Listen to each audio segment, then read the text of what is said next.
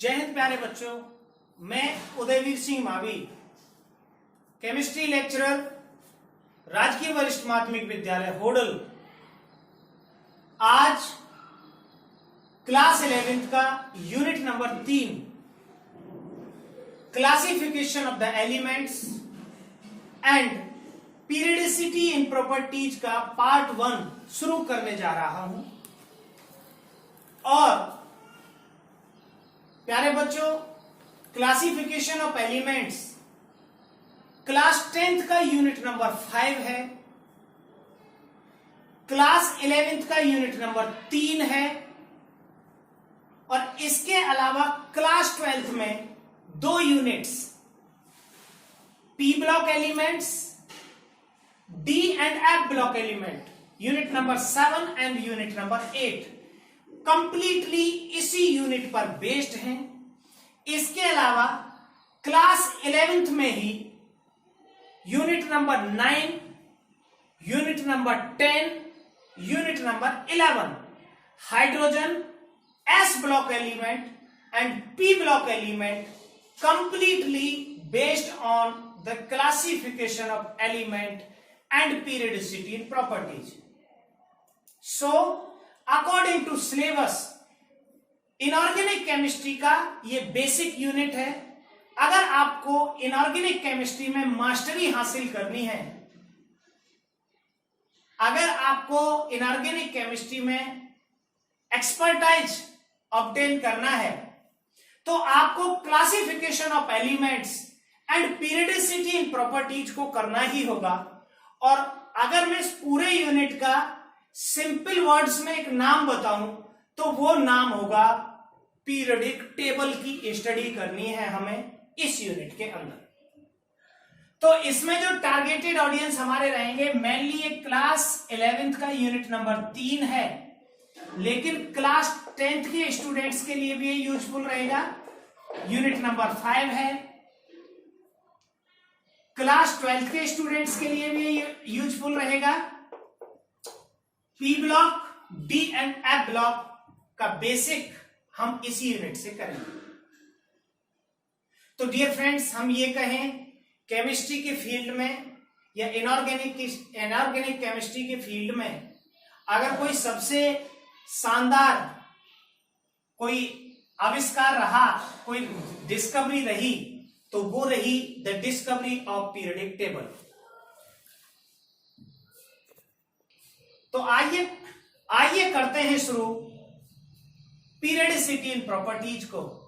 और सबसे पहला जो टॉपिक हम समझेंगे वो इस यूनिट का सिनॉप्सिस क्या रहेगा।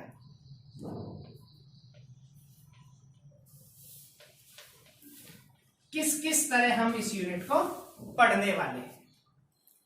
तो डियर फ्रेंड, सबसे पहले हम पढ़ेंगे इंट्रोडक्शन, एलिमेंट्स क्या होते हैं।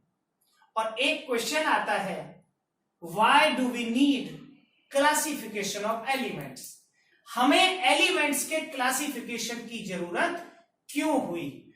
तो ये हमारा इंट्रोडक्टरी पार्ट रहेगा। उसके अलावा हम 3 टॉपिक्स और पढ़ेंगे, जिसमें टॉपिक नंबर 1 होगा earlier classification of element. Earlier classification में हम उन कॉन्सेप्ट को पढ़ेंगे जहां से क्लासिफिकेशन की बिगिनिंग हुई, और उसके अंदर आएंगे 4 क्लासिफिकेशन। सबसे पहले जर्मन केमिस्ट JW डॉबेरेनर ने ट्राइड लॉ दिया 1829 में। Dear friend, classification of elements के लिए 18th जो सेंचुरी थी वो काफी इंपॉर्टेंट रही, क्योंकि मोस्टली क्लासिफिकेशन उसी टाइम में हुए। And in the beginning of 18th century जो नंबर ऑफ एलिमेंट्स थे वो करीब 15 से 20 थे in the beginning of 18th century. लेकिन जैसे जैसे समय बीतता गया उन एलिमेंट्स की नंबर बढ़ती चली गई और 1864 आते आते 1864 तक 1865 तक ये नंबर ऑफ एलिमेंट हो गया 63। और इस जगह जब एलिमेंट्स की नंबर लगातार बढ़ती गई तो फिर ज्यादा व्यवस्थित क्लासिफिकेशन की जरूरत हुई, और यहां पर लोथर मेयर जो एक इंग्लिश केमिस्ट थे, सॉरी जर्मन केमिस्ट थे, और दिमित्री इवानोविच मेंडलीव जो एक रशियन केमिस्ट थे, उन्होंने एक सिस्टमैटिक क्लासिफिकेशन दिया जिसे हम पीरियडिक क्लासिफिकेशन कहते हैं 1869। तो अर्लियर क्लासिफिकेशन में मेनली हम 4 क्लासिफिकेशन पढ़ने वाले हैं। सब मैं साथ के साथ कराता जाऊंगा क्योंकि अर्लियर क्लासिफिकेशन में हम बहुत ज्यादा टाइम कंज्यूम नहीं करेंगे। तो सबसे पहला क्लासिफिकेशन दिया अर्लियर क्लासिफिकेशन में J.W. डॉबरेनर 1829 में, और इसने दिया ट्राइड लॉ, ट्राइड्स लॉ, क्योंकि शुरुआत में नंबर ऑफ एलिमेंट बहुत कम थे तो ये लॉ चल गया। मैं इंट्रोडक्शन में एक बात और आपको बताना चाहूंगा इस क्लासिफिकेशन को कराने से पहले। हमारे मन में एक क्वेश्चन आता है, आप सभी को सोचना चाहिए, व्हाई डू वी नीड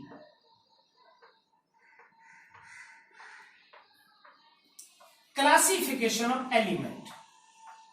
हमें एलिमेंट के क्लासिफिकेशन की नीड क्यों है? बड़ा बेसिक क्वेश्चन है। कैसे समझेंगे हम इस बात को? इस बात को हम ऐसे समझेंगे कि एक एलिमेंट की बहुत सारी प्रॉपर्टीज होती हैं, और उन सारी प्रॉपर्टीज को अगर हम लर्न करना चाहें या बताना चाहें तो पॉसिबल है, लेकिन if there are large number of elements, अगर आपके पास 20 एलिमेंट्स हैं and we have to study at least 10 property of each element, तो हमको कम से कम 200 स्लैब्स में उन प्रॉपर्टीज को याद रखने की जरूरत पड़ेगी। तो उसको सिंपल करने के लिए, to simplify the study of element, group बना दिया गया प्रॉपर्टीज के बेसिस पर, और फिर हमने उस ग्रुप की, उस पर्टिकुलर ग्रुप की प्रॉपर्टीज को लर्न कर लिया, तो हमें आसानी हो गई टू स्टडी द एलिमेंट्स। इसको एक और तरीके से समझेंगे, अगर आपके विद्यालय में 500 बच्चे हैं और 500 बच्चों को बिना क्लासिफिकेशन किए, बिना क्लास डिस्ट्रीब्यूशन किए अंदर भेज दिया जाए स्कूल के, तो स्कूल में हौच पौच हो जाएगी। अगर आप किसी एक बच्चे को रैंडमली ये पूछते हैं कि आपके पास कौन कौन सा सब्जेक्ट है, आपने बच्चे को सिंपल बुलाया और बच्चे से पूछा कि आपके पास क्या क्या सब्जेक्ट है, तो आप हर बच्चे से जाकर नहीं पूछ सकते। लेकिन सपोज दैट आप 11th क्लास में गए, 11th साइंस के जैसे आप मेडिकल या नॉन मेडिकल सेक्शन में जाओगे तो आपको किसी से पूछने की जरूरत नहीं है। All the 50 or 40 students have the common subjects English, Hindi, Physics, Chemistry, either biology, either math, according to medical or non-medical। तो आपको एक क्वेश्चन पूछने का झंझट ही खत्म हो गया, because you know कि आपको 11th मेडिकल या नॉन मेडिकल में ये सब्जेक्ट पढ़ने हैं। सेम अगर आप 10th क्लास के बच्चे से पूछो तो 6th क्लास और 11th क्लास या 12th क्लास के बच्चे से separately we don't have need to ask their subject student by student. अलग अलग स्टूडेंट हमें पूछने की जरूरत नहीं रहेगी। And same for the element, there are large number of elements, each element have different property, so we have need to classify element, to study them easily और to simplify their study. तो हमें classification की need हुई। अब क्योंकि बच्चों को कुछ और बेसिक समझना पड़ेगा, इसमें जो एलिमेंट वर्ड है इसको भी मैं आपको बता देता हूं। शुरुआत में जब क्लासिफिकेशन हुआ मेटल्स का, जब ये क्लासिफिकेशन की शुरुआत हो रही थी तो मेटल्स को दो कैटेगरी में डिवाइड किया गया। एक कैटेगरी नोबल मेटल्स की, मेटल की खोज हो गई थी उस टाइम तक, डॉबेरेनर के वक्त तक, नोबल मेटल्स, जिसमें गोल्ड और सिल्वर को रखा गया। और एक कैटेगरी थी बेस मेटल्स की, जिसमें आयरन, कॉपर, टिन और जिंक को रखा गया। लेकिन उस वक्त तक ये बात समझ में नहीं आई थी, क्योंकि प्रॉपर्टीज का बेस नहीं था, फिजिकल और केमिकल प्रॉपर्टीज का, तो ये बात समझ में नहीं आई थी कि उनको क्यों नोबल मेटल और क्यों हम बेस मेटल कह रहे थे। तो क्लासिफिकेशन की शुरुआत हुई एलिमेंट के। तो एलिमेंट एक्चुअल में क्या होते हैं? एलिमेंट होते हैं सेम टाइप ऑफ एटम से बने हुए ग्रुप ऑफ मॉलिक्यूल्स। एक ही टाइप के जब atom, the pure substances called elements, जो एक ही एटम के बने हों, उनको हम एलिमेंट्स कहते हैं। जैसे हाइड्रोजन, नाइट्रोजन, ऑक्सीजन, फ्लोरीन, ये बहुत सारे एलिमेंट हैं। तो अब करते हैं सिनॉप्सिस का portion number 1, the earlier classification of elements. उसमें पहला था J.W. डॉबेरेनर, जर्मन केमिस्ट थे। 1829 में उन्होंने ट्राइड लॉ दिया। क्या कहा उन्होंने? He make a group of element of similar properties. उसने सिमिलर प्रॉपर्टीज के ग्रुप्स बनाए। And he says that in a tride is a group of 3 element. In a tride, the atomic mass of the middle element is the average of first and third. जैसे उसने एक group बनाया lithium, sodium और potassium का, और इसने कहा कि अगर हम सिमिलर एलिमेंट्स को, सिमिलर प्रॉपर्टीज के एलिमेंट्स को रखते जाएं तो इसका एटॉमिक मास होता है 7, इसका एटॉमिक मास होता है 39। So the atomic mass of sodium Na is equal to average of first and third. 7 plus 39/2 is equal to 23। और ओरिजिनलिटी में भी कितना होता है वो? 23। तो इस तरह से इसने 3 ट्राइड बनाए। लिथियम, सोडियम, पोटेशियम का था, क्लोरीन, ब्रोमीन, आयोडीन का था, और तीसरा ट्राइड था कैल्शियम, स्ट्रोंसियम और बेरियम का। तो ये 3 ट्राइड इसके थे जिनकी इसने स्टडी की। बहुत जल्दी ये फेल हो गया, क्योंकि Dobereiner fails to classify more elements. उसके बाद 1865 में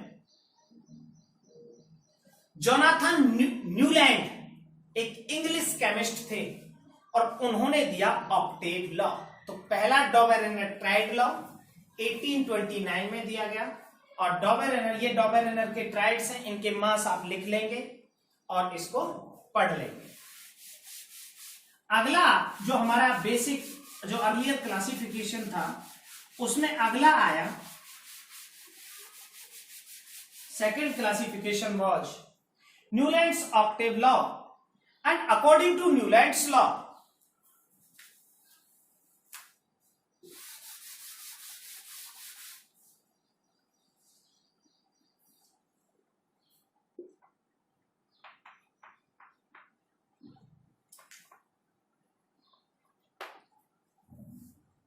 इसने 8 एलिमेंट के ग्रुप बनाए। 1865 में इंग्लिश केमिस्ट जोनाथन न्यूलैंड ने ऑक्टेव लॉ दिया, और इसका ऑक्टेव लॉ ये कहता था, if we put the element in increasing order of their atomic mass, अगर हम एलिमेंट्स को increasing order of atomic mass में रखते चले जाएं, तो जो 8वां एलिमेंट होगा, एग्जाम्पल के लिए इसने शुरू किया लिथियम से, lithium, beryllium, boron, carbon, nitrogen, oxygen और फ्लोरीन, ये 7 एलिमेंट हो गए। If we put the element in increasing order of their atomic mass, the properties of 8th element, ये 1 to 7 हो गए, इनका 8वां एलिमेंट होगा sodium. The properties of 8th element is similar to the properties of first element, like the notes of music, सारे gamma पद नी के बाद जैसे सा आता है,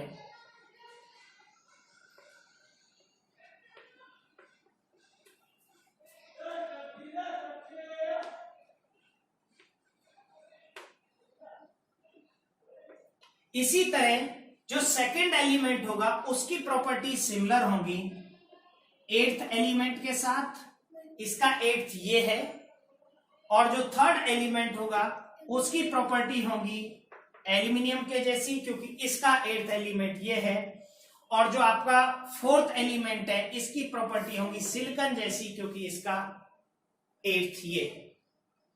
इसके बाद ये लॉ वैलिड रहा ओनली लाइटर एलिमेंट्स के लिए, और आफ्टर कैल्शियम ये फेल हो गया, और न्यूलैंड का लॉ भी एलिमेंट का क्लासिफिकेशन नहीं कर सका। इन सभी के बाद 2 साइंटिस्ट एक ही समय के अलग अलग देशों में सेम चीज पर रिसर्च कर रहे थे। उनमें एक थे दिमित्री इवानोविच मेंडलीव, और दूसरे थे Lothar Meyer. Lothar Meyer again a German chemist.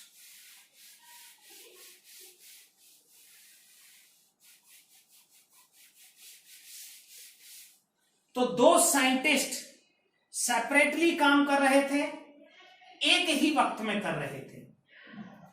सबसे पहले हम बात करेंगे लोथर मेयर की, और फिर हम बात करेंगे मेंडलीव की। दिमित्री मेंडलीव,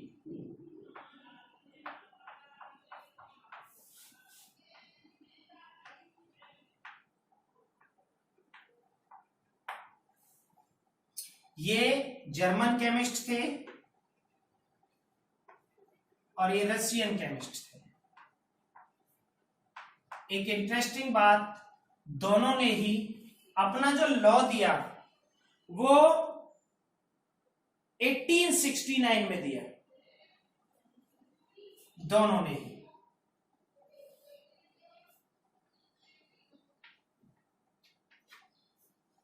लेकिन सबसे जो ज्यादा कारगर साबित हुआ, साइंटिफिक साबित हुआ या वेल मैनेज साबित हुआ, वो दिमित्री मेंडलीव का था, क्योंकि दिमित्री मेंडलीव ने पहली पीरियडिक टेबल दी।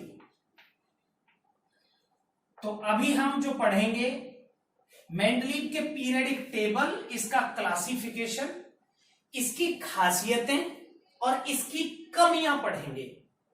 तो ये हमारा portion 1 the earlier classification of elements complete हो जाएगा after these 2, Dobereiner triad law, Newlands octave law, Lothar Meyer curve and Mendeleev's periodic classification, क्योंकि इन्होंने पहली पीरियडिक टेबल दी थी और इन्होंने ग्राफ दिए थे, कर्व दिए थे, लोथर मेयर कर्व इसने।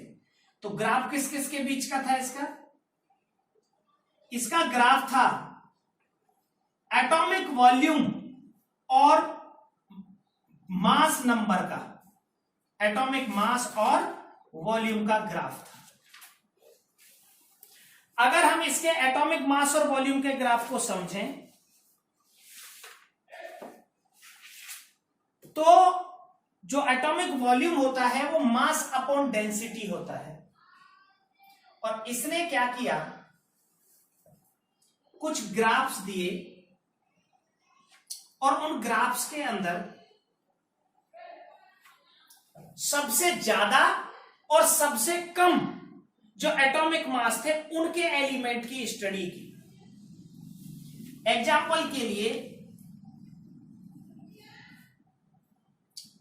वॉल्यूम डेंसिटी अगर मैं देखूं तो यहां हाइड्रोजन है, तो हाइड्रोजन के बाद हीलियम यहां है, हीलियम, तो हीलियम का बहुत ज्यादा था एटॉमिक वॉल्यूम, तो साइज बड़ा था। फिर ऐसे कम हुआ, फिर धीरे धीरे धीरे धीरे बढ़ता गया, फिर यहां बहुत ज्यादा हो गया, फिर यहां से अचानक से यहां आ गया, फिर यहां से बढ़ता गया, फिर यहां आ गया, फिर यहां से बढ़ता गया, फिर यहां आ गया। इस तरह से इसके ग्राफ बने। तो यहां जो सबसे ऊपर की पोजीशन में एलिमेंट थे जिनका एटॉमिक वॉल्यूम बहुत ज्यादा था, और अचानक से अगले एलिमेंट पर जब वो गया तो इसको इसने पीरियडिक क्लासिफिकेशन का बेस बना लिया कि धीरे धीरे धीरे धीरे एटॉमिक वॉल्यूम बढ़ेगा, फिर घट जाएगा, फिर बढ़ेगा, फिर घट जाएगा। तो इसने जब डेंसिटी निकाली तो डेंसिटी से डिसाइड होती है फिजिकल प्रॉपर्टीज। तो जो टॉप पर सारे एलिमेंट थे उन सभी का वॉल्यूम ज्यादा था तो डेंसिटी कम हो गई, तो ये करीब या तो गैसेस थे या लिक्विड्स थे। और जो नीचे की तरफ जिनके वॉल्यूम कम थे उनकी डेंसिटी ज्यादा हो गई, और जिनकी डेंसिटी ज्यादा थी वो या तो सॉलिड हो गए या लिक्विड हो गए। मोस्टली सॉलिड थे क्योंकि ये सारे मेटल्स थे। तो इसके क्लासिफिकेशन का बेस था लोथर-मेयर के कर्व, जो मास वॉल्यूम रिलेशन पर बेस्ड थे। जैसे जैसे एलिमेंट का एटॉमिक नंबर बढ़ता गया उनका वॉल्यूम पहले बढ़ा, फिर अचानक से घटा। तो ये था जर्मन केमिस्ट लोथर-मेयर के कर्व। और डियर फ्रेंड्स, अब हम बात करेंगे डिमिट्री मेंडलीव के पीरियडिक क्लासिफिकेशन की। प्यारे बच्चों, अब थोड़ा सा समझ लेते हैं हम मेंडलीव के पीरियडिक क्लासिफिकेशन को। हमारे पूरे यूनिट के अंदर ये 3 टॉपिक्स रहेंगे जिनको हम पढ़ने वाले हैं। बेसिक इंट्रोडक्शन करीब हो गया है। मेन जो रहेगा वो 2 टॉपिक्स रहेंगे, modern periodic classification of elements, modern और long form of periodic table, IUPAC nomenclature of elements have atomic number more than 100, salient features of the periodic table। फिर हम पढ़ेंगे उसमें electronic configuration of elements in periods, in groups and in blocks. तो modern periodic table की हम groups, blocks और periods में study करेंगे। फिर हम पढ़ेंगे classification of elements to the metals, non metals and metalloid, and after that we will study the periodic trends in properties of elements, जिसमें हम कुछ फिजिकल प्रॉपर्टीज और कुछ केमिकल प्रॉपर्टीज के बारे में जानेंगे। ये वाला पोर्शन अगर आप इस पोर्शन को देखें तो ये वो बेस है जो आपको प्रॉपर्टीज का बेस तैयार करेगा। और जो ये पोर्शन है ये कई सारे यूनिट्स में जब आप एलिमेंट या कंपाउंड पढ़ेंगे तो उनका acidic character, basic character, melting point, boiling point, वो सारी बातें डिसाइड होंगी इससे। Bond forming nature, ionic bond, covalent bond, तो ये फिजिकल, ऑर्गेनिक, इनऑर्गेनिक तीनों के पोर्शंस में जब आप प्रॉपर्टीज ऑफ एलिमेंट्स और कंपाउंड्स पढ़ेंगे तो ये वाला पोर्शन काम आएगा। तो सबसे पहले थोड़ा सा जान लेते हैं मेंडलीव पीरियडिक क्लासिफिकेशन को, then we will talk about the Mendeleev periodic law and modern periodic law. Mendeleev का सबसे पहला सिस्टमैटिक क्लासिफिकेशन था 1869 में दिया गया।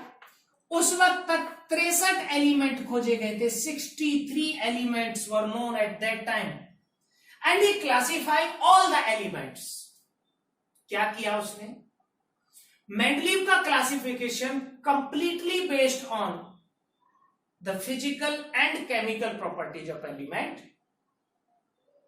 और जब मेंडलीव ने क्लासिफिकेशन किया तो उसने प्लेइंग कार्ड्स लिए, ताश के पत्ते, और उन पर उसने एलिमेंट को लिखा और एलिमेंट के साथ उनकी प्रॉपर्टीज लिखी। जैसे ये लिख दिया इसने लिथियम ऑक्साइड Li2O, और जो ऑक्साइड इस फॉर्मूले को ओबे कर रहे थे वो सारे एक साथ रख दिए। Then he take the 63 playing cards, write the name and properties of elements on these playing cards, and then arrange the elements in the similar and dissimilar properties. तो इसके बाद इसने मेंडलीव ने एक पीरियडिक लॉ दिया जो कहता था the physical and chemical properties of elements are periodic function of their atomic mass. Periodic function से क्या मतलब है, इस बात को समझ लेंगे और फिर हम बात करेंगे इसकी मेरिट्स एंड डीमेरिट्स की। तो मेंडलीव ने इन 63 कार्ड्स को इस तरह से लाइंस में, इस तरह से और ग्रुप्स में अरेंज कर दिया। उसके टाइम तक 8 ग्रुप थे जो 1 और 2 में डिवाइडेड थे। First A first B, second A second B, third A third B, इस तरह से। और 7 पीरियड्स थे, हॉरिजॉन्टल रोज और vertical columns, sorry vertical columns and horizontal rows. तो मेंडलीव ने जो पीरियडिक लॉ दिया वो ये कहता था कि आफ्टर ए डेफिनेट चेंज, जो मैं बता रहा था कि मेंडलीव का लॉ कह रहा है कि the properties of elements are periodic function of their atomic mass. तो पीरियडिक फंक्शन का मीन मैं बता रहा हूं आपको। पीरियडिक फंक्शन का मतलब होता है the properties of elements repeat after a regular change in atomic mass. Example के लिए लिथियम का एटॉमिक मास था 7 और लिथियम के बाद अगला एलिमेंट है पोटेशियम। पोटेशियम का एटॉमिक मास है 23। So there is difference of 16 unit. तो वो ये कहता था कि when we move from first to the second line there is a difference of 16 unit in atomic mass और प्रॉपर्टीज रिपीट हो जाएंगी। This is called periodic function. अब इसकी मेरिट्स क्या थी, खासियत? मेंडलीव के क्लासिफिकेशन की मेरिट्स थी, he classified all the element discovered till that time. उस समय तक खोजे गए सभी एलिमेंट का उसने क्लासिफिकेशन कर दिया। सेकंड बात, first systematic classification of element, systematic classification ये पहला था। तीसरी बात, Mendeleev's classification based on properties, तो उसको एलिमेंट की प्रॉपर्टीज को स्टडी करना काफी इजी था। वन मोर इंपोर्टेंट, उस समय जो एलिमेंट नहीं खोजे गए थे उनके लिए भी इसने जगह डिसाइड कर दी बाय नेमिंग देम एका। जैसे एल्यूमिनियम के नीचे वाला एलिमेंट उस समय तक नहीं खोजा गया था, तो एल्यूमिनियम के नीचे उसने एका एल्यूमिनियम नाम देकर एलिमेंट की प्रॉपर्टी डिसाइड कर दी और जब वो खोजे गए तो उनकी प्रॉपर्टी उसी मैनर में मिली। इसी तरह सिलिका के नीचे एका सिलिकन और एल्यूमिनियम के नीचे एका एल्यूमिनियम। तो ये इसकी मेरिट्स थी, खासियत, अच्छाइयां। उस समय तक खोजे गए सभी एलिमेंट को क्लासिफाई कर दिया, जो नहीं खोजे गए थे उनके लिए जगह डिसाइड कर दी। सिस्टमैटिक क्लासिफिकेशन था, प्रॉपर्टीज को स्टडी करना इजी था। लेकिन इसकी कुछ कमियां भी थी। सबसे पहली कमी थी he fails to assign the position for hydrogen. Hydrogen के लिए जगह देने में फेल रहा, because hydrogen have properties similar to metals as well non metals। क्योंकि हाइड्रोजन के ऑक्साइड का फॉर्मूला H2O और क्लोरीन के ऑक्साइड का फॉर्मूला भी Cl2O, तो इसकी प्रॉपर्टीज तो दोनों के जैसी है।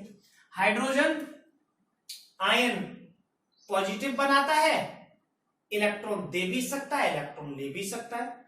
So it shows properties similar to the alkali metals as well halogens। तो फेल हो गया। दूसरी बात, he fails to assign the position for isotopes। Isotopes ऐसे एलिमेंट्स होते हैं जिनके एटॉमिक मास सेम होते हैं। जैसे हाइड्रोजन के 3 होते हैं, 1H1 हाइड्रोजन, 1H2 ड्यूटीरियम और 1H3 ट्रिटियम। अब क्योंकि ये पीरियडिक टेबल एटॉमिक मास पर बेस्ड थी, तो इसके अकॉर्डिंग 3 पोजीशन चाहिए होंगी हाइड्रोजन को। इसी तरह कार्बन के 3 आइसोटॉप होते हैं। आइसोटॉप का मतलब होता है which have similar atomic number but different atomic masses. इनमें प्रोटॉन की नंबर सेम होती है लेकिन न्यूट्रॉन की नंबर डिफरेंट होती है आइसोटॉप्स में। तो ये फेल हो गया इनको पोजीशन देने में, क्योंकि इसके अकॉर्डिंग हाइड्रोजन को 3 पोजीशन चाहिए थी डिफरेंट एटॉमिक मास के कारण। And one more important thing, इसने कहा था the properties of elements are similar to are the periodic function of their atomic mass but the increase in atomic mass is not regular. जब आप atomic mass की study करेंगे तो atomic mass में increase regular नहीं होता। Sometime it increase by 1। Lithium से जब हम बेरिलियम तक जाएंगे तो एटॉमिक मास में इंक्रीज होगा 1 यूनिट का। Sometime it increase by 2। जब हम कार्बन से नाइट्रोजन की तरफ जाएंगे तो कार्बन का 12 और नाइट्रोजन का 14। And sometime it increase by 3। जब हम मैग्नीशियम से एल्यूमिनियम की तरफ जाएंगे तो मैग्नीशियम का 24 और एल्यूमिनियम का 27। And sometime it also decrease. तो ये जो बेस था इसके पीरियडिक क्लासिफिकेशन का, ये बेस ही फेल हो गया और उसके बाद आया modern periodic classification, modern periodic law और मॉडर्न पीरियडिक टेबल। तो डियर फ्रेंड, अब हम जानते हैं कि जैसे मेंडलीव का जो सिस्टमैटिक क्लासिफिकेशन था उसमें कुछ कमियां रही। उसमें एक सबसे बड़ी कमी थी it based on atomic mass, और modern periodic classification based on atomic number. और मॉडर्न पीरियडिक लॉ दिया लोथर मेयर ने, हेनरी मोजले ने, और मॉडर्न पीरियडिक टेबल बनाई नील बोहर ने। तो अब इसकी जो कमियां थी वो दूर कैसे हुई, और सबसे पहले हम शुरुआत करेंगे मॉडर्न पीरियडिक लॉ से, एंड आफ्टर दैट हम पढ़ेंगे IUPAC nomenclature of elements have atomic number more than 100।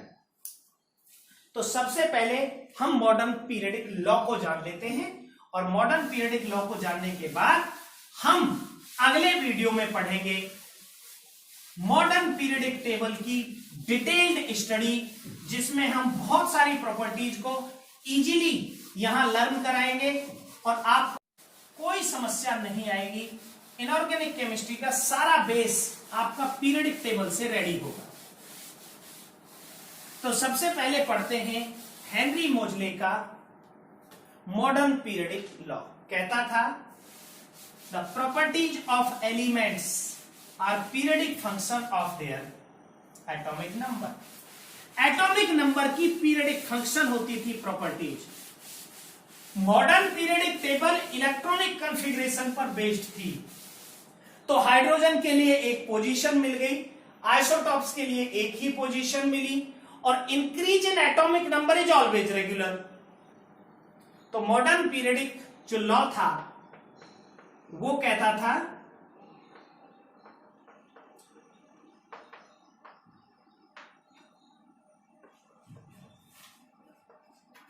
The physical and chemical properties of elements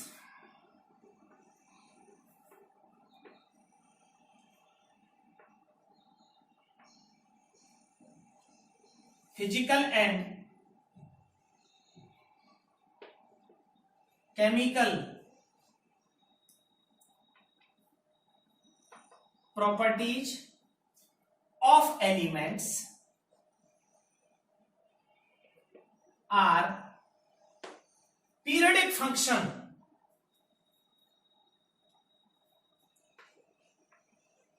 ये जो पीरियडिक फंक्शन है इसको जरूर समझेंगे। पीरियडिक फंक्शन का मतलब होता है which repeats after a regular interval. Periodic function of their atomic number Z। ये था हेनरी मोजले द्वारा दिया गया मॉडर्न पीरियडिक लॉ, और इसी पर बेस्ड बनी मॉडर्न पीरियडिक टेबल। और अब हम जानेंगे जो एलिमेंट्स जिनके एटॉमिक नंबर 100 से ज्यादा हैं उनकी स्टडी हम कैसे करेंगे। तो उनका सबसे पहले हम पढ़ेंगे नोमेनक्लेचर और फिर हम पढ़ेंगे मॉडर्न पीरियडिक टेबल के बारे में। तो आप यहां क्या करेंगे, सबसे पहले जो डिजिट्स हैं 0 to 10 उनके एब्रीविएशंस और उनके नाम जान लेंगे। 0 to 10, if you want to write the name of any element have atomic number more than 100, तो आप उनके नाम किस तरह से लिखेंगे।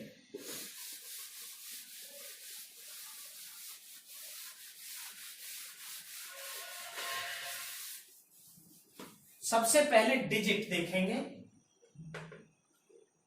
सबसे पहले लिख लेंगे डिजिट 0 to 9, 0 1 2 3 4 5 6 7 8 9। उसके बाद लिखेंगे हम 0 का नेम, 0 को लिखते हैं हम नील, नील, और इसका एब्रीविएशन जो होता है वो होता है एन, स्मॉल एन।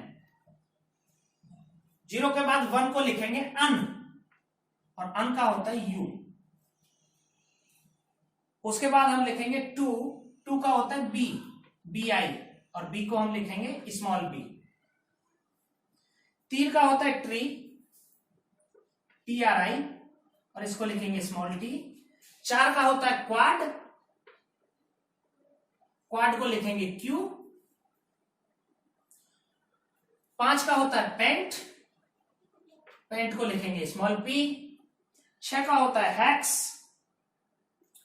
हेक्स को लिखेंगे एच। 7 का होता है सेप्ट, एसईपीटी, इसको लिखेंगे एस। 8 का होता है ऑक्ट, ऑक्ट को लिखेंगे ओ। और 9 का होता है इन, ई डबल एन, और इसको लिखेंगे हम ई, स्मॉल ई। इनको लिखकर इनके पीछे ईएम लगा देंगे। एग्जाम्पल के लिए आपने लिखा 101, 101, अन नील अन, अन नील अनियम, अन नील अनियम, यू एन यू, ये 101 का नाम हो गया, यू एन यू, अन नील अनियम। इसी तरह अगर आप लिखना चाहते हो 105 का अन नील पेंटियम, अन नील पेंटियम। इसी तरह अगर आप लिखना चाहते हो नाम 107 का unnilseptium, U N S. अगर 115 का लिखना चाहते हो 115 ununpentium, U U P. Dear friends, इसके बाद आप बहुत सारे नाम है आप कर लेंगे, और ये सारे एलिमेंट मैन मेड थे, बहुत बाद में खोजे गए। धीरे धीरे सभी के नाम साइंटिस्ट के नाम पर या जगह के नाम पर अब आ रहे हैं। तो ये जो नाम थे आफ्टर 100, ये उस वक्त तक तो वैलिड थे, लेकिन जैसे जैसे नए नाम एलिमेंट के आ रहे हैं तो हम इन सभी को रिप्लेस करते भी जा रहे हैं। और प्यारे बच्चों, अब हमारा सेकंड जो पोर्शन है उसमें हमने 2 बातें आज आपको बताई। मॉडर्न पीरियडिक लॉ क्या है, the properties of elements are periodic function of their atomic number, and the classification of elements have atomic number more than 100। और नेक्स्ट वीडियो में हम लोग पढ़ेंगे मॉडर्न पीरियडिक टेबल की प्रॉपर्टीज ग्रुप्स, पीरियड्स और blocks में, और आफ्टर दैट जब हम इन सारे क्लासिफिकेशन को, सारी पीरियडिक टेबल को अलग अलग समझ लेंगे, after that we will start the study of properties separately. Thank you and have a good day.